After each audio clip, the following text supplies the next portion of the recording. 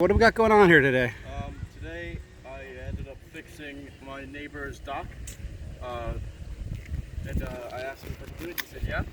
So this concrete block right here, this triangle, ended up being about 35 degrees downward into the water, but not in the water, but tilting over this concrete slab here. Why was it tilted down like that? What? Why was it tilted down like that? Was the wood rotted out? Eroded. The wood out here, the wood here and here eroded to a point where it lacked stability for supporting this concrete slab.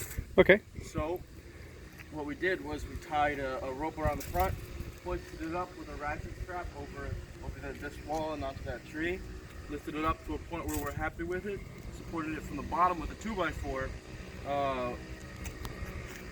and then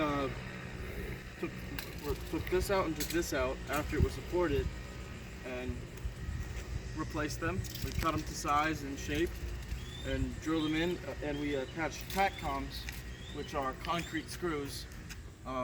Screws meant to drill into concrete.